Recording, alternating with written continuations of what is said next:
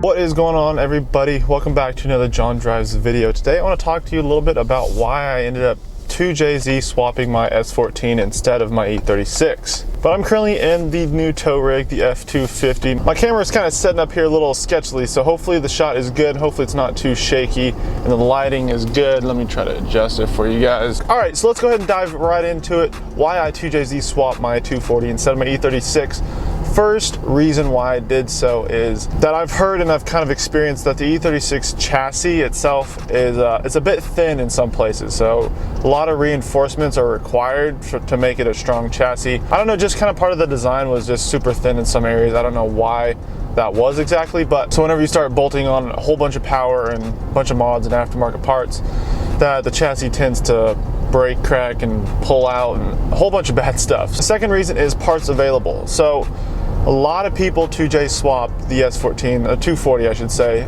over an E36. So that means there's a bigger demand for parts and there's more available. Parts are easier to find for the 240 2J compared to an E36. So you ask me, why didn't I just do LS or whatever? I don't know, I like the 6-cylinder turbo. I'm just kind of a fan of that.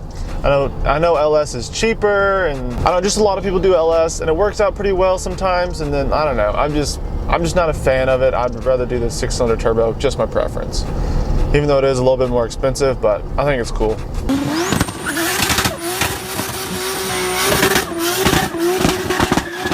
With all the parts being available, it means a lot of people have done it, which means a lot of people know how to do it, and I sure don't know how to do it. There's a lot of contacts, a lot of people who have done the swap, so if I have any questions or don't really know or get stuck somewhere, there theoretically should be a lot of people who know how to help me and, you know, kind of keep me along the right path. Essentially, I was mainly looking for like a plug and play setup, like everything just bolts right in, plug and play. And with like an E36, I know the aftermarket is definitely growing for an E36, but I don't think it's quite there to plug and play a 2JZ. I could be wrong. But another thing is track assistance. So if I'm at the track and something breaks on my 240, a lot of people know how to work on 240s because everybody has one.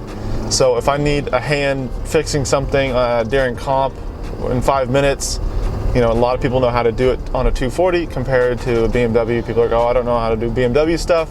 But so that was just something I thought of, that, you know, people kind of know 240s a little bit better than BMWs. And they're a little bit simpler of a setup, I would say, just a chassis layout, just a little bit.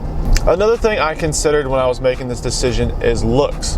Now, an E36, in my opinion, I like the looks of it better than a 240. Now, 240 is kind of a broad term. There's a lot of variations of it. My 240 is a 95, so it is a Zinky. However, I am converting it to a Kooky because I like the look of a Kooky better than a Zinky. It's more aggressive. I think a lot of people can agree with me on that. So since I was building all this, I think it would be worth just to swap it over so I can get the looks along with, you know, the 2J and all that. So it just kind of flows together, because I was mainly looking for just a reliable setup. I can go out and have plenty of power, plenty of, you know, reliability to go out on track all day long or whatnot. Just burn off sets of tires, get a lot of practice in, and have a good, reliable car that's very dialed in. And that's kind of something I was mainly looking for. And I know that an E36 and a 2J, since you don't have so many parts and tech available, that it might not quite be as dialed or as reliable as a 240.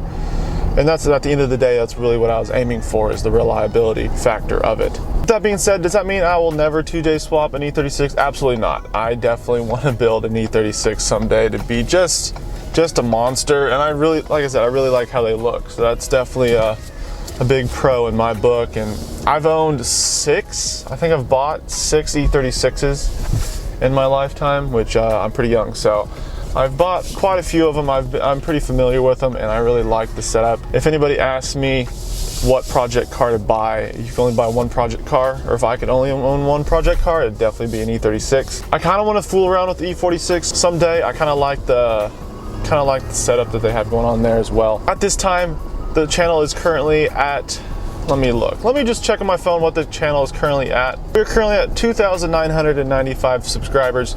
So I want to thank you guys so much for subscribing. We are almost at 3,000 subscribers. If you're not already a subscriber, I encourage you to hit that subscribe button and the thumbs up, and let me know what you think down in the comments of the 2J. Would you rather put it in the E36 or the 240SX? I know a lot of you guys are BMW guys. You might say an E36, we might have to do that someday for you guys. At this time, I'm currently getting my E36 drift car, my seat time car, ready for an event a week from today, actually. That should be definitely a good video and a fun weekend. It's a 2-day event here in February, so it's the start of the 2019 drift season. reason. Mainly looking for some practice and some seat time this year and get my 240 2J running this year for Lone Star Drift Series. I'm not looking to win anything. I'm looking to go down there and get my feet wet in the competition. I've never really done drift competition. I think it'll be a really good experience, and I'll be able to really progress as far as drifting and content for you guys and the channel and all that this next 6 months. So that will be a lot of fun. I'm looking forward to it. I hope you guys enjoyed it. Make sure you give this video a thumbs up and subscribe. It really helps the channel grow. Let me know down in the comments what car you would have preferred me to swap. Thanks for watching, guys. Catch you guys in the next one.